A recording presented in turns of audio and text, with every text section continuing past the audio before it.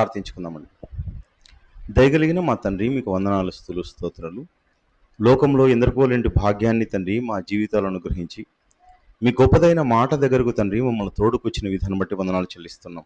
తండ్రి, సత్యాన్ని తెలుసుకున్న వారుగా, నేర్చుకుంటున్న వారుగా, గ్రహించిన వారుగా ఈ భూమి మీద తండ్రి మా బ్రతుకు అన్నది అత్యంత విలువైనదనే విషయాన్ని మరి గ్రహించి ఈ భూమి మీద తండ్రి మేము మిమ్మల్ని మహింపరిచే కార్యక్రమాలలో ఎల్లప్పుడూ ఉండడానికి సహాయం చేయమని ప్రార్థిస్తున్నాం. మీ ప్రియులైన పిల్లలకు తండ్రి మంచి మాటలు బోధించబోతుండగా ఉపకారాత్మన దయచేయండి. సమయోచితమైన జ్ఞానంతో మీ పిల్లలకు మంచి మాటలు వినిపించడానికి సహాయం చేయమని ప్రార్థిస్తున్నాం. తండ్రి, మరి మీ పిల్లలందరూ తండ్రి మిమ్మల్ని మెప్పించే కార్యాలలో ఎల్లప్పుడూ ఉండడానికి సహాయం చేయమని ప్రార్థిస్తూ అర్థిస్తూ సమస్త ఘనత మహిమలు మీకు ఆరోపిస్తూ క్రీస్తు నామంలో ప్రార్థిస్తున్నాం తండ్రి. ఆమేన్.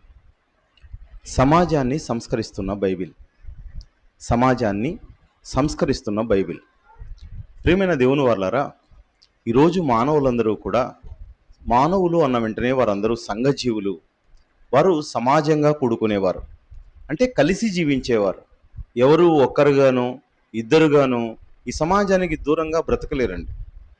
మనకున్న అవసరాలు, మనం అన్ని అవసరాలకు కూడా ఈ సమాజం మీద ఆధారపడాలి. సమాజం మీద ప్రతి వస్తువుకి, ప్రతి పనికి మనం ఇంకొకరి మీద ఆధారపడితే తప్ప మన జీవనం, మన మనుగడ అన్నది సాగడానికి వీల్లేదండి. మనం కలిసి జీవించాలి, ఐక్యతతో జీవించాలి. సంఘంగా జీవిస్తున్న మనలో ఏమున్నాయంటే అనేక దురాలోచనలు అండి. ఈ సమాజంలో చూస్తే ఈ సమాజంలో ఎన్నో దుష్ట ఆలోచనలు మనకు కనిపిస్తాయి. ఎందుకంటే చూడండి, మేము మోసపోయామండి అంటున్నారు. అంటే అర్థమేమి? మోసం చేసేవారు ఉన్నారు. మేము అన్యాయమైపోయామండి అంటారు, అంటే అన్యాయం చేసేవాళ్ళు ఉన్నారు. అంటే ఈ సమాజంలో ఎన్నో ఘోరాలు, నేరాలు, ఇందాక మన ఆత్మీయ తండ్రి మాట్లాడిన మాటల్లో కూడా మరి ఎన్నో కనిపించాయి. ఇవన్నీ సమాజంలో జరుగుతున్నాయంటే వీటన్నిటినీ సంస్కరించాల్సిన వారు ఎవరున్నారు? ఇదిగో మనుషులుగా మీరే, మనుషులుగా మనమే. కానీ మన మాటలు సంస్కరిస్తాయి అంటే కాదండి. ఉత్తమమైనవి, గొప్పవి మనం తెలుసుకొని, నేర్చుకొని వాటి ద్వారా ఈ సమాజాన్ని సంస్కరించాలి. మరి గొప్పవి ఎక్కడున్నాయి మాటలు? ఈ ప్రపంచంలో మనిషిని మార్చే మాటలు ఎక్కడున్నాయి? సమాజాన్ని మార్చే మాటలు ఎక్కడున్నాయంటే అవి కేవలం బైబిల్లో ఉన్నాయి పిల్లరా. అది మన బ్రతుకు పుస్తకం. కానీ మనుషులు ఏమనుకున్నారంటే ఇది బైబిల్ అన్నది ఇది మత గ్రంథం, ఇది క్రైస్తవులకు సంబంధించిన గ్రంథం, వారు చదవలసిన పుస్తకం అనుకోట్లా అనుకున్నారు అందరూ కూడా.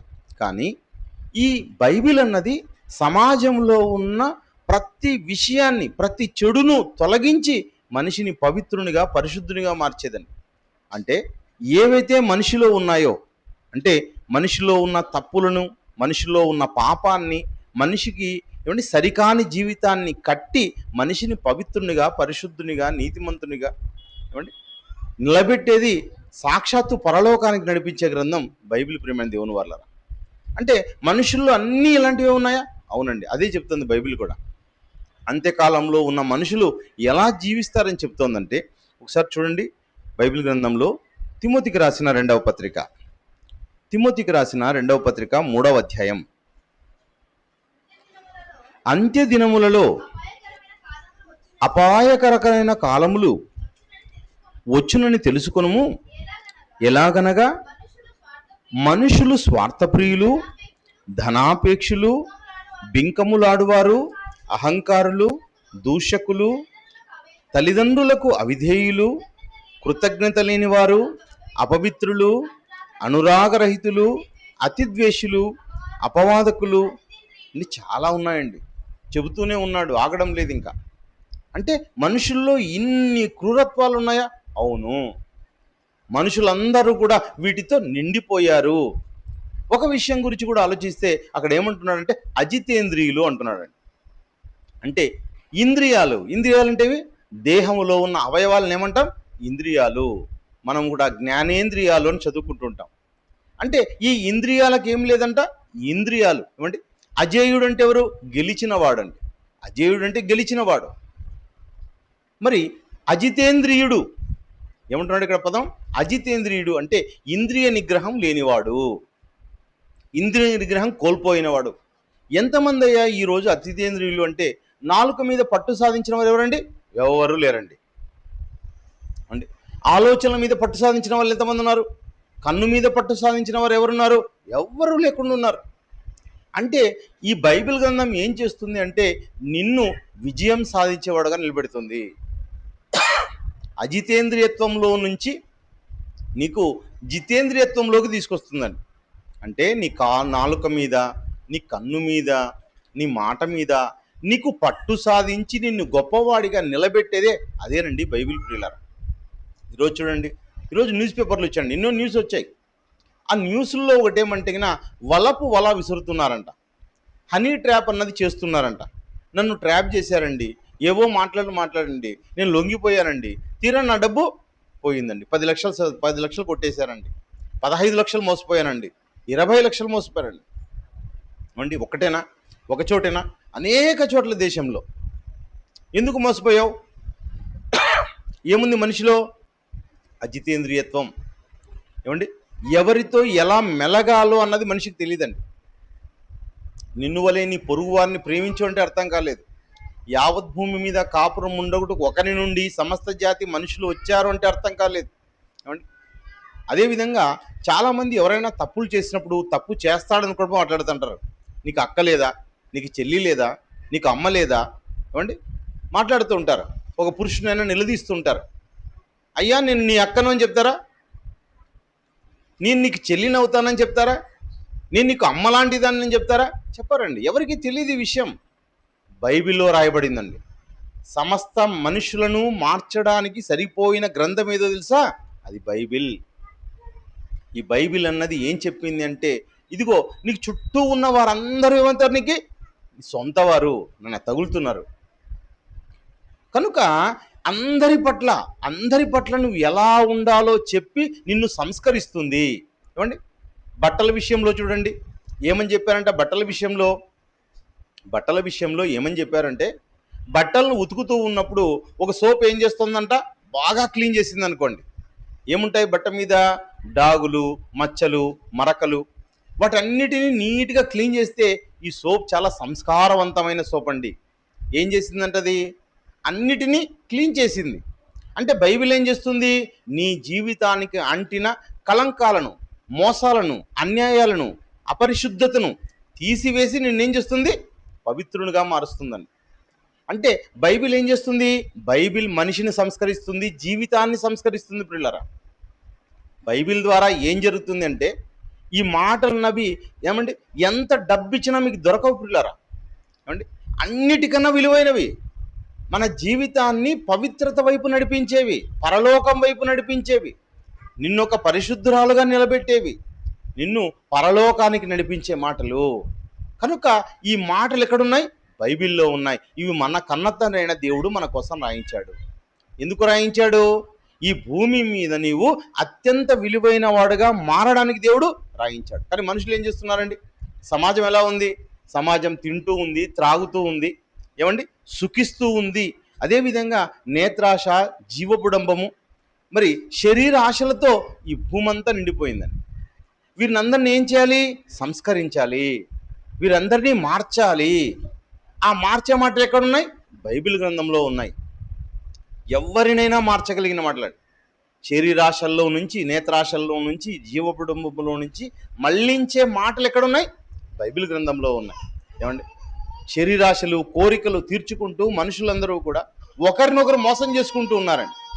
ఏం చేస్తున్నారంటే మనుషులందరూ కూడా ఒకరికొకరు ఇబ్బంది పెట్టుకుంటున్నారు. ఎవరినో మోసం చేస్తున్నారు అనుకుంటున్నారు, వారు వారినే మోసం చేసుకుంటున్నారు. ఎవరికి వారు మోసం చేసుకుంటున్నారండి. అంటే స్త్రీలను మోసం చేసుకుంటే ఏం చేస్తున్నారు? ఇంకొకరిని మోసం చేస్తున్నారు. పురుషులు కూడా అంతే. అందరూ కూడా ఒకరి పట్ల ఒకరు అన్యాయంగా ప్రవర్తించే వాళ్ళే, మోసం చేసే వాళ్ళే అండి. వీళ్ళందరినీ మార్చే ఒక మంచి పుస్తకం ఎక్కడుందంటే అవి కేవలం బైబిల్లో ఉన్నాయి. ప్రియమైన దేవుని వాళ్ళారా, దేవుడు అన్న వెంటనే అదేదో ఒక సమాజానికి మాత్రమే కాదండి. దేవుడు మరి పాత నిబంధన గ్రంథంలో కూడా అందరికీ చెప్పాలనుకున్నాడు దేవుడు. ఆ మాటలు కనిపిస్తాయి మనకి. ఇచ్చినప్పటికీ కూడా, ఏమంటే యూదులకు ఇచ్చినప్పటికీ కూడా దేవుని యొక్క ఆలోచనలు ఈ ప్రపంచానికి అందరికీ మాట్లాడాలనుకుంటున్నాడు. మాట్లాడాలన్నదే తన ఆశ, కోరిక. మొదటగా యూదులకు చెప్పాలి, యూదుల్ని సంస్కరించాలి, యూదులందరినీ పవిత్రులుగా చేయాలి, ఆ యూదుల ద్వారా ఈ ప్రపంచాన్నంతా మార్చాలి. ఈ ప్రపంచాన్ని అంతా మార్చాలంటే ఏమండి, ఈ ప్రపంచంలో ఏమున్నాయి? దేశాలుగా విడిపోయారండి. అంటే అన్ని దేశాలకు చెప్పాలనుకుంటాడా దేవుడు? అన్ని దేశాలకండి. ఏ దేశాన్ని దేవుడు వదిలిపెట్టాడు. క్రైస్తవులు చూడండి, ఏ దేశంలో ఉన్నారంటే ఈ ప్రపంచం అంతా ఉన్నారు క్రైస్తవులు. ఏమండి, ఇస్లామిక్ కంట్రీస్లో కూడా వారు ఉన్నారు. అంటే ప్రతి దేశానికి దేవుడు ఏం చెప్తున్నాడు? బైబిల్ మాట చెబుతున్నాడు. ఈ ప్రపంచంలో లిపి కలిగిన అన్ని భాషల్లోకి బైబిల్ ఏం చేయబడింది? తర్జుమా చేయబడింది. ఇందుకోసం అందరికీ మాట్లాడాలి, అందరికీ తెలపాలి. అది తెలుగు వాళ్ళైనా, కన్నడ వాళ్ళైనా, ఏమండి ఏమండి గోవాలో ఉన్నవారైనా, హిందీలో ఉన్నవారైనా, సంస్కృత భాష అయినా, అన్ని భాషలలోనికి బైబిల్ అన్నది తర్జుమా చేయబడింది. ఇంగ్లీష్ భాషలో ఏమండి ఎన్నో రకాల వర్షన్స్. ఇన్ని రావడానికి కారణం ఏమంటే దీని వెనకాల దేవుడు ఉన్నాడు. దేవుడు అందరితో మాట్లాడాలనుకుంటున్నాడండి. ఇర్మియా గ్రంథము 22వ అధ్యాయము, ఇర్మియా గ్రంథము 22వ అధ్యాయము 29వ మాటలో, దేశమా దేశమా దేశమా, చూడండి, దేశస్తులు అందరితో మాట్లాడుతున్నాడు దేవుడు. దేశం అంటే ఎవరు? దేశం అంటే మట్టి కాదోయ్, దేశం అంటే మనుషులోయ్. అంటే అందరితో మాట్లాడాలన్నది దేవుని యొక్క సంకల్పం. ప్రపంచ ప్రజలన్నిటిలో ఉన్న ఏమండి 250 దేశాలుంటే 250 దేశాలతో మాట్లాడుతున్నాడు. ఇంకా రాయలేడు కదా, 3 సార్లు చెప్పాడు. కానీ దేశమా దేశమా అని 250 సార్లు రాయాలంటే ఏమండి అన్ని దేశాలతో చెప్తున్నాడు. దేశమా, భారతదేశమా, యెహోవా మాట విను. ఏమండి పాకిస్తాన్ దేశమా, యెహోవా మాట విను. ఇజ్రాయెల్ దేశమా, యెహోవా మాట విను. అమెరికా దేశం, అంటే ప్రతి దేశంతో కూడా దేవుడు ఏం చెప్తున్నాడు? దేశమా, రాష్ట్రమా, ప్రజలారా, మీరందరూ కూడా నా మాట వినండి. యేసుక్రీస్తుల వారు కూడా అంతే కదని చెప్పింది. ప్రయాసపడి భారం మోసుకున్న సమస్త జనులారా, చూడండి, అందరికీ, సమస్త జనులారా. ఏమండి ఎక్కడైతే ఆరిన నేల మీద మనిషి అనేవాడు ఉన్నాడో అందరికీ అనండి, అందరికీ పిలుస్తూ ఉన్నాడు. ప్రయాసపడి భారం మోసుకుంటున్నారు. ఏ భారం? పాప భారం. ప్రతి మనిషి ప్రతిరోజు తన ఆలోచనలతో ఏం చేస్తున్నారంటే దేవునికి దూరస్తులవుతున్నారు. పాపంగా మిగిలిపోతున్నాడు మనిషి. ఈ పాపంలో నుంచి బయటికి తీసుకొని రావడానికి దేవుడు ఇది అన్ని దేశాలను పిలుస్తున్నాడు. ఇంకొకసారి కీర్తనల గ్రంథంలో అలాంటి మాటలని చూద్దాం. కీర్తనల గ్రంథం 81వ అధ్యాయం, కీర్తనల గ్రంథము 81వ అధ్యాయము 4వ మాటలో, అది ఇశ్రాయేలీయులకు కట్టడ, యాకోబు దేవుడు నిర్ణయించిన చట్టం, శాసనం. దేవుని మాటలేవి? శాసనాలు. ఒకప్పుడు రాజులు రాసేవారండి. అశోకుని కాలంలో రాసిన శాసనాలు, అంటే వీటి ప్రకారంగా ప్రజలందరూ నడుచుకోవాలి, అవి శాసనాలు. అంటే చట్టం, శాసనం. దేవుని మాటలు చట్టం రూపంలోకి వచ్చాయి. ఒకనాడు ఎవరికి ఇచ్చాడు ఈ చట్టాన్ని? దేవుడు యాకోబు వంశస్థులకు ఇచ్చాడంట. కట్టడలుగా, శాసనాలుగా, చట్టంగా దేవుడిచ్చాడు. ఇవి ప్రపంచ ప్రజలందరికీ ఇచ్చాడు దేవుడు. అంటే కొత్త నిబంధన ఎవరికి ఇచ్చాడు? ప్రపంచ ప్రజలందరికీ ఇచ్చాడండి. ఈ మాటల ద్వారా దేవుడు ఏం చేస్తాడు? సంస్కరిస్తాడు. ప్రతి మనిషిలో జరుగుతున్న తప్పులు, ప్రతి మనిషిలో జరుగుతున్న అన్యాయం, ప్రతి మనిషి ఎలా బ్రతకాలో, ఎలా నడుచుకోవాలో దేవుడు చెబుతున్నాడు. ప్రేమైన దేవుని వల్ల వాటిని మనుషులందరూ కూడా గ్రహించాలి. చూడండి, యాకోబు దేవుడు నిర్ణయించిన చట్టం, దేవుడు నిర్ణయించాడు, చట్టాన్ని నిర్ణయించాడు. ఈ చట్టం నీతో మాట్లాడుతోంది, నాతో మాట్లాడుతోంది. మాట్లాడినా పెడచెవిన పెట్టి ప్రపంచ మనుషులు ఎలా ఉన్నారో అలా ఉంటే నువ్వు పాతాళానికి తప్పదండి. పాతాళంలో అగ్నిగుండానికి వెళ్ళిపోతావు. నిన్ను నువ్వు సంస్కరించుకో. నీలో ఉన్న ఆ డాగు, మచ్చ, మరకలన్నీ కడిగేసుకో. పవిత్రాలుగా మారిపో, పరిశుద్ధుడుగా మారిపో, నీతిమంతుడుగా మారిపో. అలా సంస్కరిస్తుంది బైబిల్. ఎందరినో సంస్కరించింది. కానీ మనుషులందరూ ఎలా ఉన్నారు? మనుషులందరూ వ్యర్థంగా గడుపుతున్నారండి జీవితం అంతా. జీవితకాలం అంతా ఏం చేస్తున్నారంటే రోజులు వస్తున్నాయి పోతున్నాయి, సంవత్సరాలు వస్తున్నాయి పోతున్నాయి. ఏమైనా మార్పు ఉందా? ఏ మార్పు లేదండి. చేపల జీవితంలో ఏ మార్పు ఎలా లేదో అదేవిధంగా అండి ఒక గొర్రెల జీవితంలో ఎలాంటి మార్పు లేదో అలాగే వాళ్ళ అపరిశుభ్రతలోనే అంటే వాటిలోనే ఉన్నారు, వాళ్ళు దాంట్లోనే ఎంజాయ్ చేస్తున్నారు. ఎప్పుడు కూడా వాళ్ళ ఆలోచనలన్నీ ఎలా ఉన్నాయంటే దేవునికి కంటకంగా ఉన్నాయన్నీ కూడా.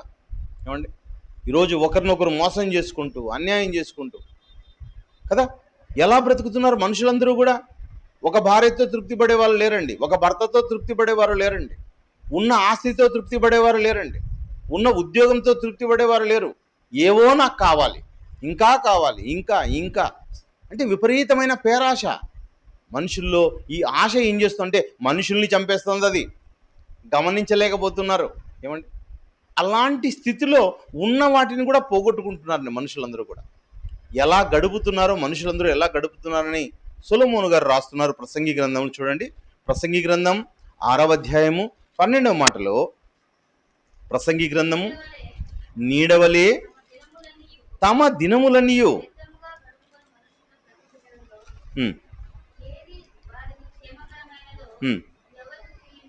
చాలండి.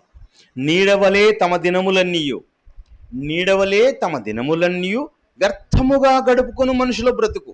చూడండి, నీడవలే తమ దినములన్నీయు వ్యర్థముగా గడుపుకుంటున్నారంటండి. వస్తున్నాయి పోతున్నాయి. అంటే చెట్టుకు నీడ వస్తుంది, ఎండ వస్తుంది, నీడ వస్తుంది, వెళ్ళిపోతుంది. అలా మనుషుల యొక్క బ్రతుకులంతా ఏం జరుగుతుంది? వ్యర్థంగా గడిచిపోతుంది. డెవలప్మెంట్ అంటే ఏమి లేదండి, మార్చుకోవడం అంటూ ఏమి లేదు, మార్పు అంటూ ఏమీ లేదు.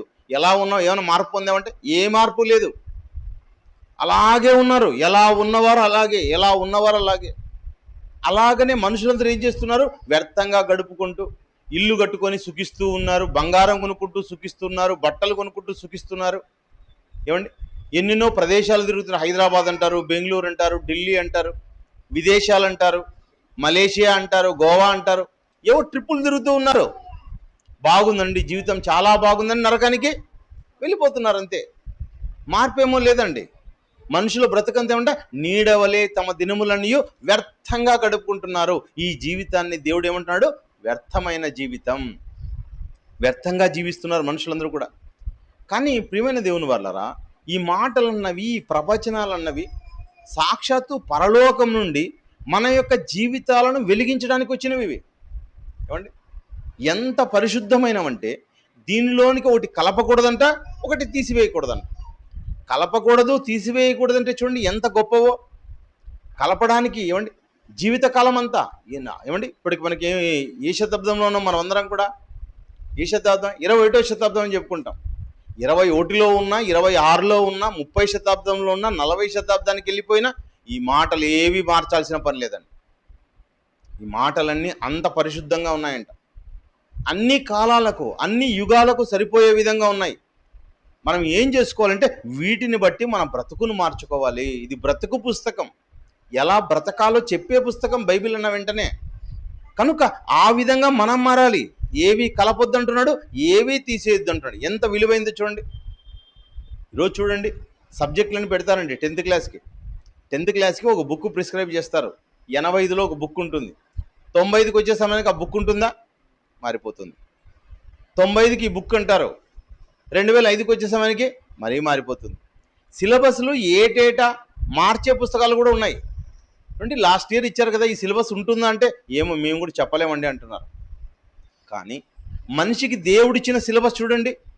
ఈ సిలబస్ని నువ్వు పాటించు, ఈ సిలబస్ ప్రకారంగా నువ్వు బ్రతుకు, నీ జీవితాన్ని కట్టుకో, పరలోకానికి వచ్చేసి అంటున్నాడండి. చూడండి, ఆ మాట ప్రకటన గ్రంథము ఇందాక చదవబడిన వాక్య భాగం 22వ అధ్యాయం 18లో, గ్రంథమందున్న ప్రవచన వాక్యములను విను ప్రతివానికి. చూడండి, విను ప్రతివానికి. నువ్వు వింటున్నావా? నేను వింటున్నానా? విన్న ప్రతివానికి సాక్ష్యం ఇస్తున్నాను అంటే దేవుడు. ఏమని సాక్ష్యం ఇస్తున్నావయ్యా అంటే, ఎవడైనాను మరి ఏదైనాను కలిపినడలా ఈ గ్రంథములో వ్రాయబడిన తెగుళ్ళు దేవుడు అని కలుగజేయును. ఎవడైనాను ఈ ప్రవచన గ్రంథమందున్న వాక్యములలో ఏదైనా తీసివేసినడలా దేవుడు గ్రంథంలో వ్రాయబడిన జీవవృక్షంలోను పరిశుద్ధ పట్టణంలోను వానికి పాలు లేవు, పరలోకంలోను జీవవృక్షంలోను పాలు పంపులు లేవంటున్నాడండి దేవుడు. ఏది కలపొద్దు, ఏది తీసేయొద్దు అనంటే ఇది ఎంత గొప్ప పుస్తకం చూడండి. ఈ పుస్తకాన్ని పలుమార్లు చదవడమే కాదు, పుస్తకములో ఉన్న విషయాలను అక్కడక్కడ దైవజనులు చెబుతూ ఉన్నప్పుడు స్పష్టంగా గ్రహించి మన జీవితాన్ని పరిశుద్ధంగా తయారు చేసుకోవాలి. చాలండి ఈ జీవితానికి, అంతకన్నా నువ్వు సాధించేది ఏం లేదు. నీ దేవుడు ఎప్పుడూ కూడా నువ్వు బంగారం సంపాదిస్తేనే, ఓ 10 కేజీల బంగారం సంపాదిస్తేనే పరలోకానికి రా అని చెప్పలేదు కదా దేవుడేమి. ఇంత డబ్బు సంపాదించు, ఇన్ని ఇల్లు సంపాదించు, ఇంత పొలాన్ని సంపాదించని లేదు. మన ఇంట్లో తల్లిదండ్రులైనా మనకేమైనా కొన్ని టార్గెట్లు పెడతారేమో, కానీ దేవుడు ఏ టార్గెట్ పెట్టేది, ఒకే ఒక టార్గెట్ పెట్టాడు, పరిశుద్ధత. ఏమండి, మీరు ఆ పరిశుద్ధ పట్టణానికి రావాలని రాయించాడు కదా, పరిశుద్ధ పట్టణం అంటున్నాడు దేవుడు. నేను పరిశుద్ధులను కనుక మీరును పరిశుద్ధులై ఉండండి. దేవుడిచ్చిన టార్గెట్ ప్రియులారా. ఈ టార్గెట్ ఎక్కడ నెరవేరుతుంది? బైబిల్లో నెరవేరుతుంది. బైబిల్ దగ్గరకు వస్తే నెరవేరుతుందండి. మార్క్స్ వార్త లేదా ఇంకొక ఆలోచనలు చేద్దాం. ఈరోజు సమాజాన్ని ఒకసారి పరిశీలిస్తే ఎందుకు ఇన్ని నేరాలు ఘోరాలు జరుగుతున్నాయి? ఎందుకు ఏమండి ఇంకా చిన్న వయసు 15, 17 వయసు వచ్చే లోపల మనుషులు చచ్చిపోతున్నారు? ఎందుకు ఈ ప్రేమ అనే ముసుగులో పడిపోతున్నారు? ఒకరి ఎందుకు అట్రాక్ట్ అయిపోతున్నారు? ఒకరిని ప్రేమించి మరొకరిని మరి వివాహం చేసుకుంటున్నారు. ఒకరిని వివాహం చేసుకొని మరి ఇంకొకరిని ప్రేమిస్తున్నారు. అది పురుషులు కావచ్చు, స్త్రీలు కావచ్చు. మీకు అందరికి తెలిసిన విషయాలు ఇవన్నీ కూడా. ఇలా ఎందుకు చేస్తున్నారంటే మనుషులందరూ కూడా అండి దేవుడు చెప్పిన మాటలు పాటించడం లేదు పిల్లలు. దేవుడు చెప్పిన ఆజ్ఞను పాటించడం లేదు. దేవుడు ఆజ్ఞలుగా ఇచ్చాడు, కట్టడలుగా ఇచ్చాడు. ఇవన్నీ కూడా అండి ఒకరికి ఒక భార్య ఉండాలి అన్నది దేవుడు నిర్ణయించాడండి. కొరింథీయులకు రాసిన మొదటి పత్రిక ఎంత బాగా బైబిల్ సంస్కరిస్తుందో చూద్దామండి. కొరింథీయులకు రాసిన మొదటి పత్రిక 6వ అధ్యాయము 18వ మాట చూడండి. జారత్వమునకు దూరముగా పారిపోవుడి, మనుష్యుడు చేయు ప్రతి పాపము దేహమునకు వెలుపల ఉన్నది కానీ జారత్వం చేయువాడు తన సొంత శరీరమునకు హాని. చూడండి, హాని, పాపం ఎవరికో చేయడం లేదు, నీ సొంత దేహానికి పాపం చేసుకుంటున్నావు.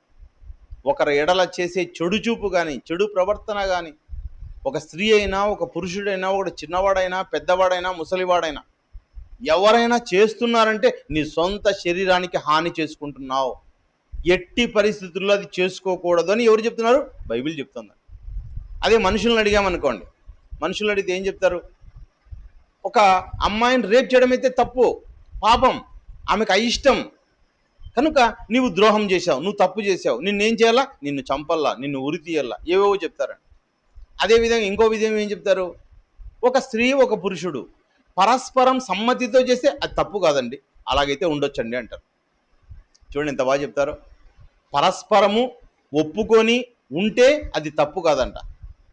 ఏమండి, ఉంటే తప్పు కాదా? బైబిల్ ప్రకారంగా తప్పు కాదా? ఆలోచించండి పిల్లలు. నువ్వు పరస్పరంగా ఉన్నావో ఎట్లున్నావో, నీవు నీ భార్యతో కాకుండా వేరే వాళ్ళతో ఉండడం తప్పు, పాపం. అది నీ శరీరానికి నువ్వు ఏం చేసుకుంటున్నావు? నీవు ఏమండి ఏం చేసుకుంటున్నాడు అక్కడ చెప్తున్నాడు?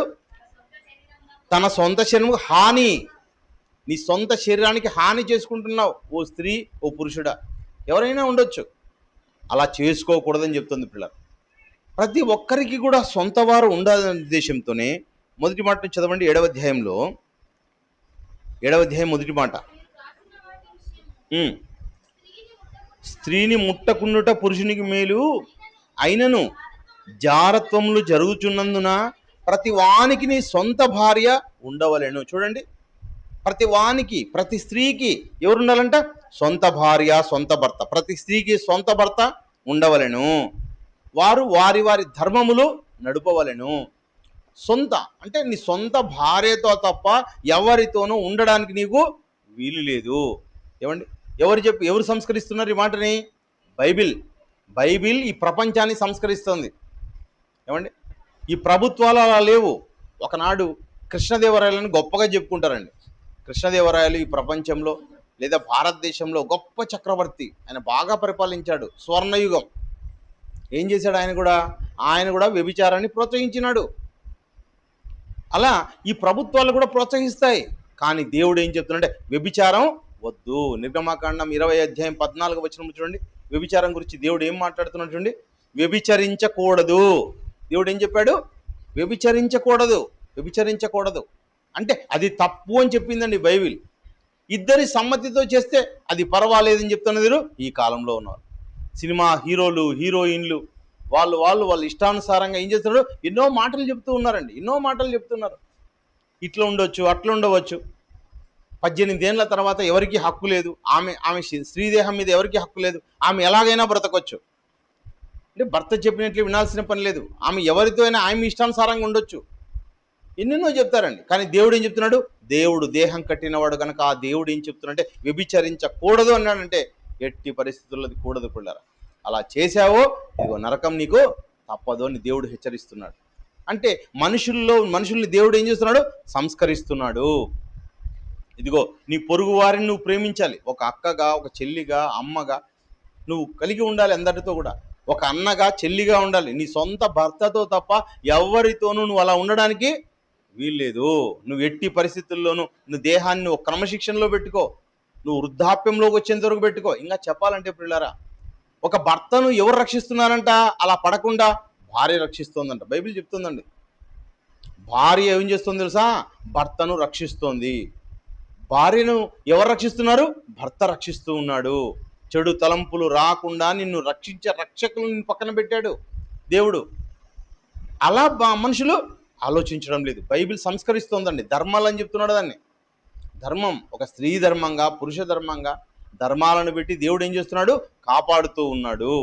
ఒక పక్క వాక్యం ఇస్తున్నాడు, ఒక పక్క సంఘం ద్వారా మంచి మాటలు బోధిస్తున్నాడు, ఒక పక్క కుటుంబ వ్యవస్థలో కూడా అందరినీ చేంజ్ చేస్తున్నాడు దేవుడు, రక్షిస్తున్నాడు. బిడ్డల్ని ఇచ్చాడు. నువ్వు ఏవైనా తప్పులు చేస్తే ఆ బిడ్డల మీదకి ఏమొస్తుంది, నువ్వు చేసిన క్రియల వల్ల నీ బిడ్డలు ఏమైపోతారు, అపహాస్యం పాలైపోతారు కదా. ఆలోచించండి.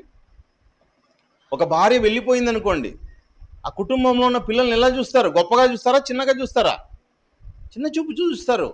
సమాజం భయపడాలి కదా. ఒక భర్త అలా వెళ్ళిపోతే ఆ కుటుంబంలో ఉన్న భార్యను, పిల్లల్ని ఎలా చూస్తారు. కనుక మీరందరూ కూడా వాళ్ళందరూ రక్షించేవాళ్ళు. భార్య అన్న వెంటనే ఏదో తక్కువ కాదండి. భార్య నిన్ను రక్షిస్తోంది, భర్త అన్న వెంటనే నా భర్తను రక్షిస్తున్నాడు అనే విషయం ప్రతి ఒక్కరు కూడా గుర్తుంచుకోవాలి. ప్రియమైన దేవుని వారలారా, మరి యోహాను సువార్తలో కూడా రక్షణ ఎక్కడి నుంచి ఈ ప్రపంచానికి కలుగుతుందో యేసుక్రీస్తుల వారి మాటలు చూద్దామండి. యేసుక్రీస్తుల వారు బోధిస్తున్నారు. యోహాను సువార్త 4వ అధ్యాయం 22లో, యోహాను సువార్త 4వ అధ్యాయం వీరు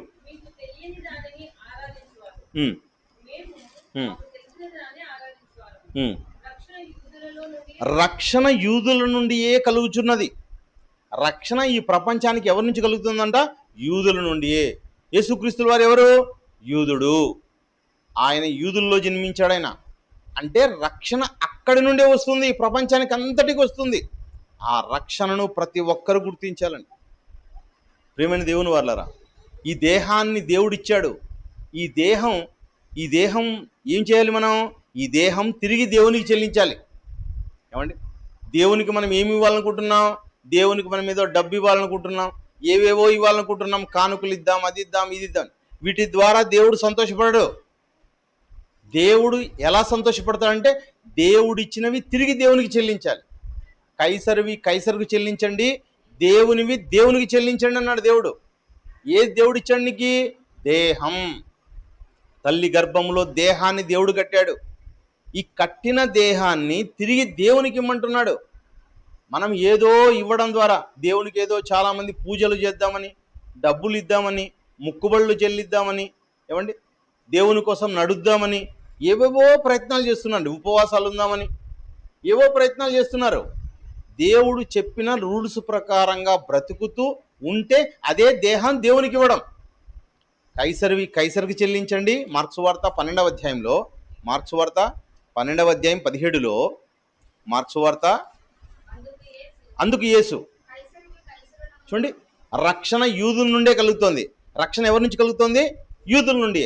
యూదుల నుండి ఎలా కలుగుతోంది, యూదుడైన యేసుక్రీస్తుల వారు మాట్లాడుతున్నారు. ఎలా బ్రతికితే నీకు రక్షణ వస్తుందో ఆయన మాట ఏం చెప్తున్నాడు, కైసరివి కైసరికి చెల్లించండి, దేవునివి దేవునికి చెల్లించండి. దేవునివి ఏవి, నీ కళ్ళు, నీ యొక్క దేహం, నీ యొక్క మాట దేవునివి. దేవునికి చెల్లించండి. మీరు మీ ఆలోచనలో ఉండొద్దండి. దేవుడు ఏం ఆలోచిస్తున్నాడు, దేవుడు ఏం కోరుకుంటున్నాడు, అది దేవునికి చెల్లించండి. అలా బ్రతికితే ఏమొస్తుంది మీకు? రక్షణ. ఇది రక్షణ వాక్యం ప్రేమైన దేవుని వల్ల. రక్షణ ఎవరి నుండి కలిగింది? యూదుల నుండి కలుగుతుంది. యూదులైన యేసుక్రీస్తుల వారి నుండి కలుగుతుంది ఈ ప్రపంచానికి. ఆ రక్షణ వాక్యమే ఆయన బోధిస్తూ ఉన్నాడు. హెబ్రీయులకు రాసిన పత్రిక 2వ అధ్యాయం. హెబ్రీయులకు రాసిన పత్రిక అందరూ తీయండి. హెబ్రీయులకు రాసిన పత్రిక 2వ అధ్యాయం 3వ మాటలో, ఇంత గొప్ప రక్షణను మనము నిర్లక్ష్యము చేసిన ఎడల ఎలాగూ తప్పించుకుందాము? అట్టి రక్షణ ప్రభువు బోధించుట చేత ఆరంభమై. రక్షణ ఎలా ఆరంభమైందంట? ప్రభువు బోధించుట చేత ఆరంభమైందండి రక్షణ.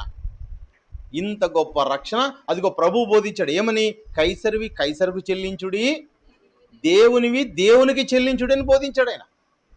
అంటే దేవుడిచ్చిన ఈ దేహాన్ని, దేవుడు కట్టిన ఈ దేహాన్ని దేవునికి చెల్లించాలి. ఏమండి? ఈ లోక మాయలో పడకూడదు. ఈ లోక మాయలో పడ్డామో నీ ఆత్మను ఏం చేసుకుంటావు? నీ ఆత్మను నశించి నరకానికి వెళ్ళిపోయేటట్టుగా చేసుకుంటావు. నీ ఆత్మ నశించిపోతుంది. నీ ఆత్మ చాలా ఇబ్బంది పడిపోతుంది. 2వ మరణంలోకి వెళ్ళిపోతావు. ఈ 2వ మరణంలోకి పడకూడదు అంటే రక్షణ వచ్చిన యేసుక్రీస్తు మాటలు, ఇంత గొప్ప రక్షణ మాటలను ఏమండి ఎలాగూ తప్పించుకుందాం. చూడండి, ఇంత గొప్ప రక్షణను మనము నిర్లక్ష్యము చేసినడలా, అంటే మాట విని కూడా పాటించకుండా ఉండడం. పాటించకపోయినట్లయితే ఏమొస్తుంది? నువ్వు నిర్లక్ష్యం చేసినవాడు. నిర్లక్ష్యం చేయకూడదని దేవుడు దేశాలకు బోధించాడు. నిర్లక్ష్యం చేయకూడదని ఈ ప్రపంచానికి బోధించాడు. కానీ మనుషులందరూ ఏం చేస్తున్నారు? నిర్లక్ష్యమే చేస్తున్నారు. క్రైస్తవులు కూడా నిర్లక్ష్యమే చేస్తున్నారు. దేవుని మాటని ఏం పట్టించుకోవడం లేదు. దేవుని మాటను స్ట్రిక్ట్గా పాటించడం లేదు.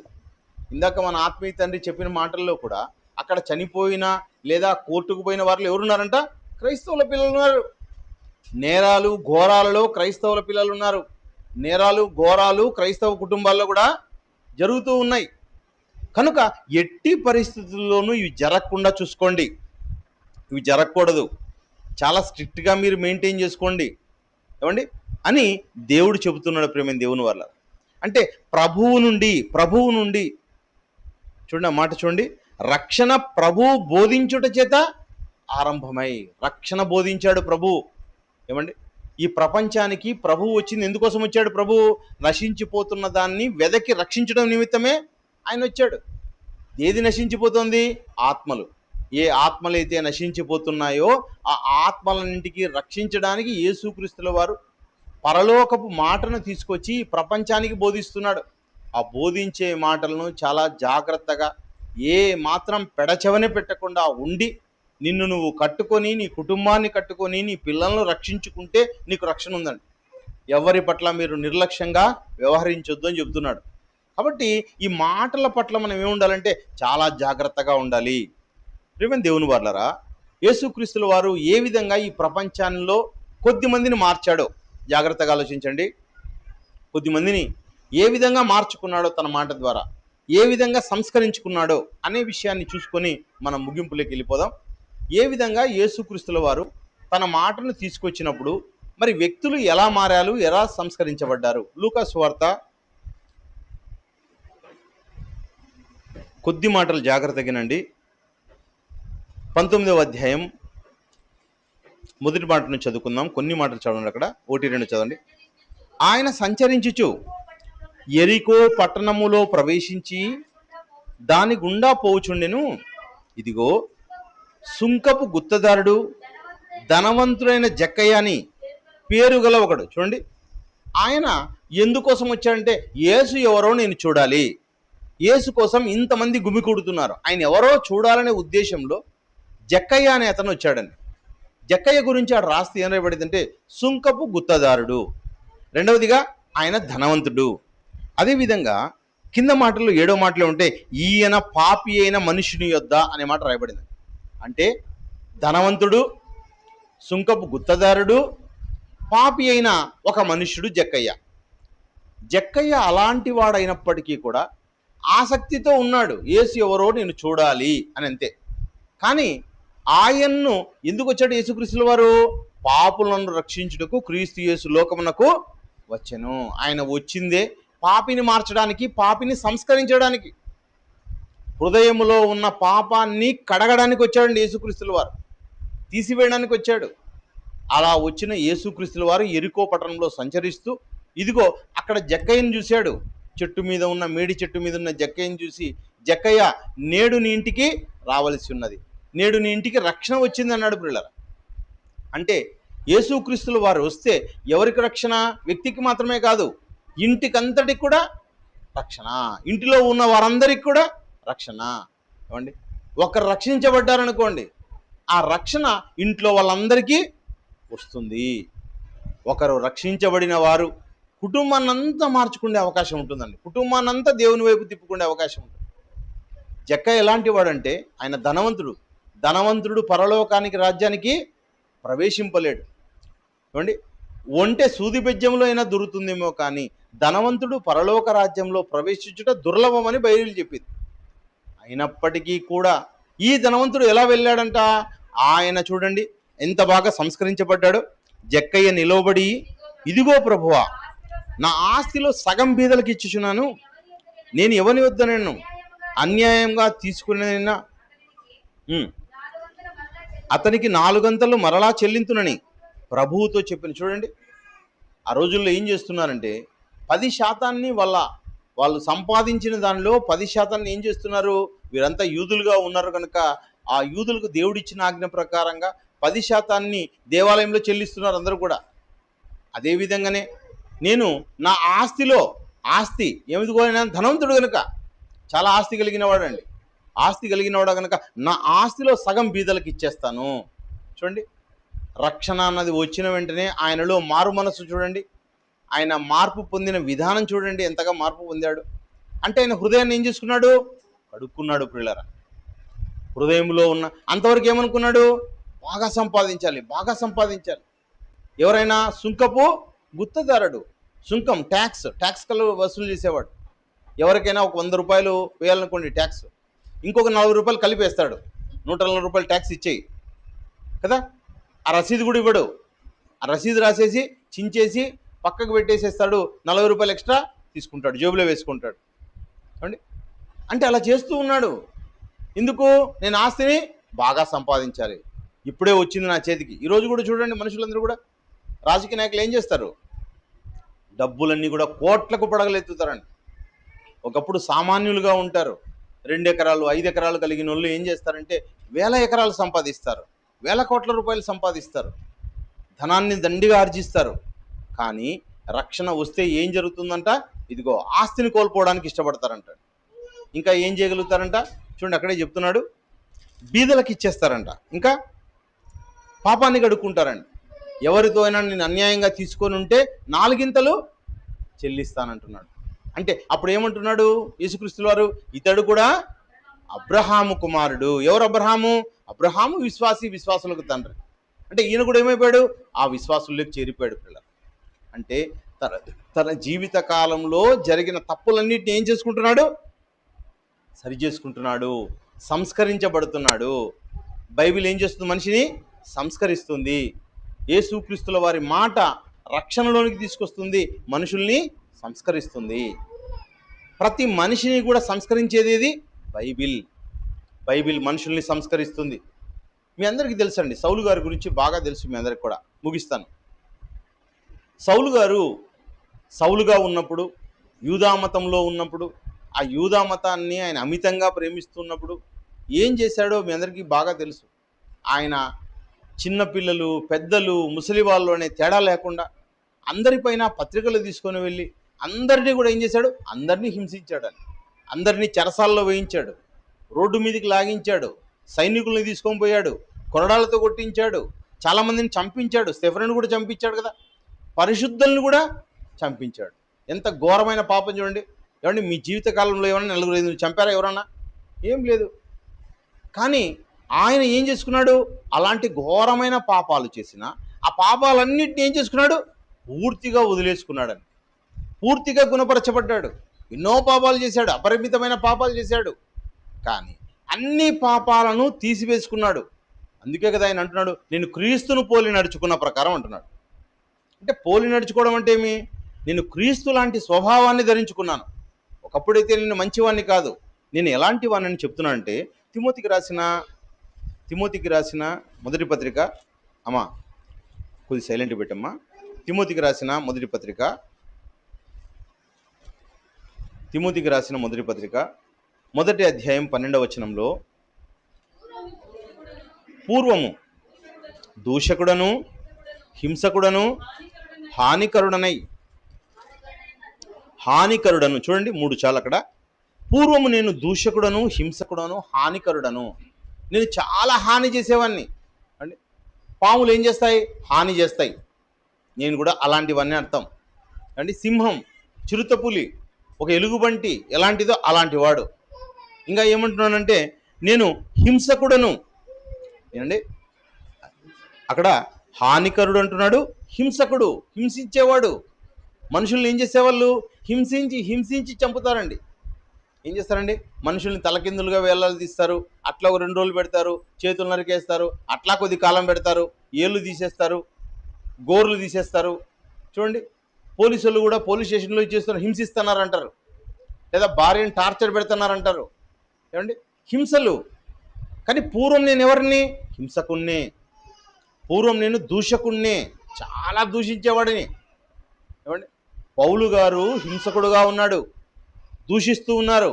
మీరు ఒక్కసారి అట్లా పోయి చిన్న ప్రాంతాలకు అట్లా తిరిగి రండి, మనుషులు ఎలా దూషిస్తారు.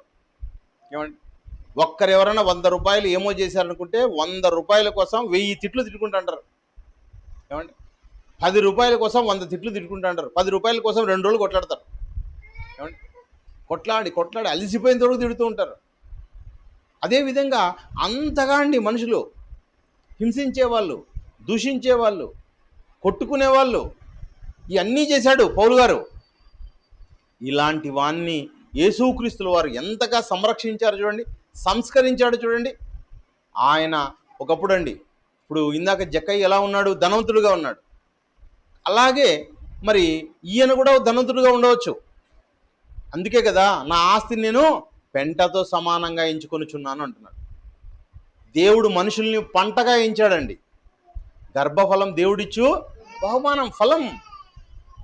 దేవుడు మనుషులందరినీ ఫలాలు ఫలించేవారుగా, మనం ఫలం ఫలించాలని ఒక పంటగా ఇస్తే, ఏమండి,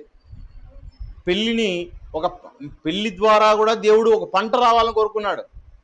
ఏమండి, కానీ మనుషులు ఎట్లా ఎంచుకున్నారు? పెళ్లి ద్వారా ఆస్తులు కలిసి వచ్చేటట్టుగా. అండి, మనుషులందరూ కూడా వివాహాలను ఎందుకు చేసుకుంటున్నారంట? కట్నాలని, కానుకలని, ఆస్తులని. అండి, ఆస్తులు పెంచుకుంటూ చనిపోయి చివరికి నరకానికి వెళ్ళిపోతున్నారు. ప్రేమైన దేవుని వాళ్ళారా. కానీ పౌలు గారు అయితే మాత్రం సౌలుగా ఉన్నప్పుడు ధనవంతుడుగా ఉన్నాడు. పౌలుగా మారిన తర్వాత ఏం చేశాడంట? తన ఆస్తిని పెంటగా ఎంచుకున్నాడు. ఆస్తిని కరగదీశాడండి. ఆయన ఆస్తిని అంతా దేవుని కోసం ఖర్చు పెట్టేశాడని. అంటే ఒకనాడు అలా ఉన్నాడు. బైబిల్ ఏం చేసింది? క్రీస్తు మాట ఏం చేసింది? సంస్కరించింది. క్రీస్తు మాట సౌలును సంస్కరించి పౌలుగా మార్చి, ఒకనాడు ఆస్తిని కోరుకున్నాడు, ఇప్పుడు ఆస్తిని కోల్పోయేవాడిగా చేశాడు. అదేవిధంగా ఆయనలో ఉన్న స్వభావం చూసాం. ఎలాంటి స్వభావం ఉందంట? దూషకుడుగా, హింసకుడుగా, హానికరుడుగా ఉన్నాడు. అలాంటి వాణ్ణి ఎలా మారిపోయాడు చూద్దాం. కొరింథీయులకు రాసిన రెండవ పత్రిక 10వ అధ్యాయం. కొరింథీయులకు రాసిన 2వ పత్రిక 10వ అధ్యాయం మొదటి మాటలో, మీ ఎదుట ఉన్నప్పుడు మీలో, చూడండి, ఒకప్పుడు ఎలా ఉన్నాడు? హింసకుడుగా ఉన్నాడు. ఇప్పుడు ఎలా ఉన్నాడంట? అణుకువ కలగాడుగా ఉన్నాడు అంటాడండి. అణుకువ. ఏమండి, తనను తానుగా ఎంతగా తగ్గించుకున్నాడంటే అంతగా తగ్గించుకున్నాడండి. అదేవిధంగా కింది మాటల్లోకి వెళ్దాం.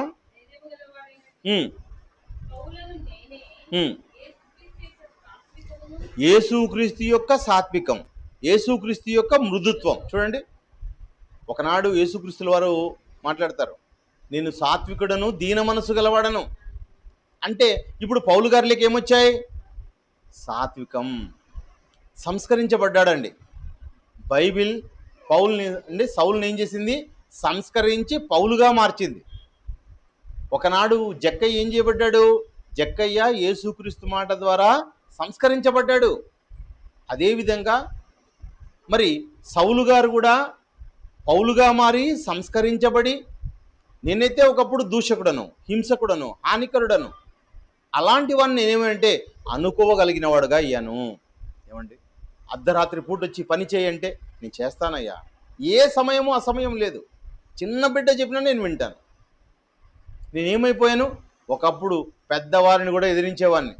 నేను ఇప్పుడు అనుకోవగా మారిపోయాను. ఇంకా ఏమంటున్నాను కింద? సాత్వికం. యేసుక్రీస్తు నేర్పేది కదండి సాత్వికం. నా దగ్గరకు వచ్చి నేర్చుకోండి అన్నాడు యేసుక్రీస్తుల వారు. ప్రయాసపడి భారం మోసుకున్న సమస్త జనులారా నా ఎద్దకు రండి, నేను మిక్కిలి సాత్వికుడను, దీన మనస్సు గలవాడను, నా ఎద్ద వచ్చి నేర్చుకోండి. అంటే ఏం నేర్చుకున్నాడు? యేసుక్రీస్తు నేర్చుకున్నాడు. యేసుక్రీస్తు నేర్పేవాడు ప్రియులారా. ఆయన గురువు, ఈ ప్రపంచానికే గురువు. ఆయన మంచి మాటలు నేర్పిస్తాడు, మంచి స్వభావాన్ని నేర్పిస్తాడు, గుణాన్ని మారుస్తాడు. ఆ మార్చేదే బైబిల్. సంస్కరిస్తుంది. అలా సంస్కరించబడిన వాడుగా సాత్వికంగా మారిపోయాడండి. ఏమండి, సాధు స్వభావంగా మారిపోయాడు.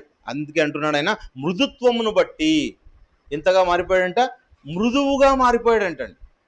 చూడండి, అంటే ఒక మృదుత్వంలోనికి, సాత్వికంలోనికి, అణుకువలోనికి మారి ఎన్ని సమస్యలు వచ్చినా ఆ సమస్యలను బట్టి ఇతరుల మీద పోరాడేవాడుగా కాకుండా, అంటే ఒకడు కొట్టినా, తిట్టినా, హింసించినా, దూషించినా బదులు దూషించని వాడుగా యేసుక్రీస్తు లాంటి మాదిరి చూపించేవాడుగా ఉన్నాడు. యేసుక్రీస్తు దూషించబడి ఇతరుల్ని దూషించలేదు. ఆయన నోట ఏ కపటము లేదు. అంటే కపటము లేని వాడుగా మారినవాడెవరు? పౌలు గారు. పౌలు గారు కపటం లేనివాడుగా మారిపోయాడు. ఒక యోహాను, ఒక యాకోబు, ఏమండి, ఒక పేతురు, యేసుక్రీస్తు శిష్యులు, ఈరోజు నీవు నేను ఎలా మారాం? అలాంటి వారుగా మారిపోయామండి. ఇలాంటి వారుగా మార్చి సంస్కరించేది బైబిల్. బైబిల్ మనిషిని సంస్కరిస్తుంది. నీ పూర్వపు స్వభావం కాదు. ఎవరి మాట అయినా వింటావు, ఏదైనా చేస్తావు, ఎంతైనా లోబడతావు. ఏమండి, ఎవరు? నీవు చనిపోయిన వాడవు. యేసుక్రీస్తు మాట ద్వారా, బాప్తిస్మ కార్యక్రమం ద్వారా నీకు ఏం చేయబడింది అంటే నీ జీవితాన్ని పాతిపెట్టబడ్డావు. నువ్వు పాతిపెట్టబడిన వాడవు. తిరిగి లేచావు. ఇప్పుడు ఈ తిరిగి లేచిన నీవు ఆ స్వభావాన్ని చూపించాలి. అలాంటి స్వభావంలోకి మార్చేది బైబిల్ ప్రియులారా. ఈ ప్రపంచంలో మత పుస్తకం అనుకుంటున్నారా కానీ ఈ ప్రపంచం అంతా ఈ మంచి మాటలు నేర్చుకుంటే మంచి సమాజాన్ని, మార్పు పొందిన సమాజాన్ని, ఒక గొప్ప సమాజాన్ని, ఏమండి, ఏవో బట్టలు వేసుకొని, చిన్న చిన్న బట్టలు వేసుకొని, ఏమండి, మనుషులు ఎలా తిరుగుతుంటారు? ఫ్యాషన్ అనుకుంటుంటారు. నిజంగా చెప్పాలంటే వెర్రి వాళ్ళు, పిచ్చి వాళ్ళు మాదిరి ఉంటారండి. అంత పిచ్చి వాళ్ళే.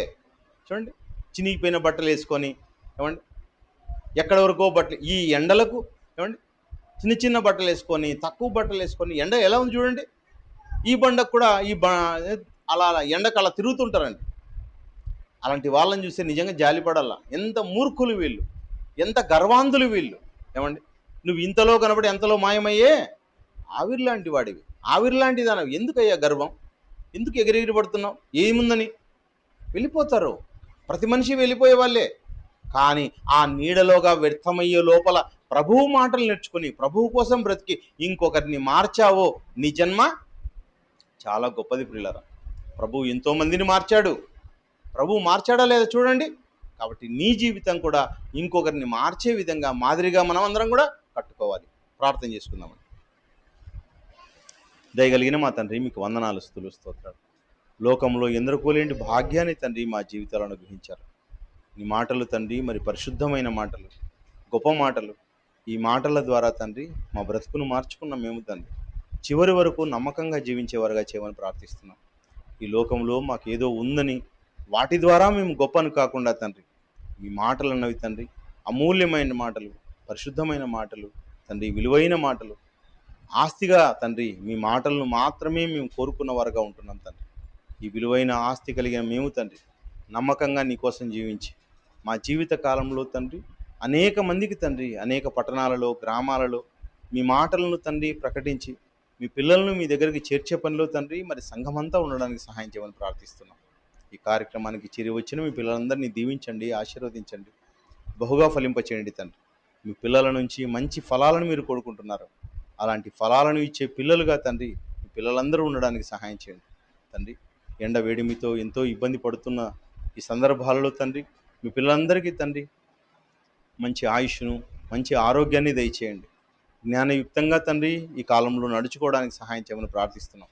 ఈ ఎండవేడిమి నుండి తండ్రి మరి మా యొక్క దేశాన్ని కూడా కాపాడమని తండ్రి అర్థిస్తూ ఉన్నాం. నిన్నటి దినాన తండ్రి మీ కుమార్తె హెల్సీ విషయంలో మీరు చేసిన కృపను బట్టి మీకు వందనాలు తండ్రి.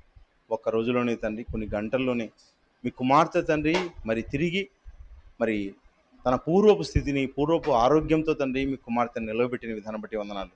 తల్లికి తండ్రికి తండ్రి స్వాంతన కలిగించండి. ఎవరైతే తండ్రి మరి హెల్సీ విషయంలో ప్రార్థించారో వారందరినీ కూడా దీవించమని ప్రార్థిస్తూ ఉన్నాం తండ్రి. నీ కుమార్తెను చివరి వరకు తండ్రి మంచి ఆరోగ్యంతో మరి నిలవబెట్టమని ప్రార్థిస్తున్నాం. అదేవిధంగా తండ్రి ఈరోజు బర్త్డే జరుపుకుంటున్న తండ్రి మరి మైసి నిమిత్తం ప్రార్థిస్తున్నాం. నీ కుమార్తెకు మంచి జ్ఞానాన్ని, తెలివితేటలను ప్రసాదించండి. తద్వారా తండ్రి నీ కుమార్తె రాబోయే కాలంలో తండ్రి నిన్ను ఘనపరితే మంచి కుమార్తెగా తండ్రి ఉండడానికి సహాయం చేయండి తండ్రి. మీ పిల్లలందరూ తండ్రి మిమ్మల్ని ఘనపరిచే రీతిలో మంచి పాత్రలుగా వాడబడడానికి సహాయం చేయమని ప్రార్థిస్తూ, అర్థిస్తూ, సమస్త ఘనత మహిమను మీకు ఆరోపిస్తూ క్రీస్తు నామములో ప్రార్థిస్తున్నాం తండ్రి. ఆమేన్.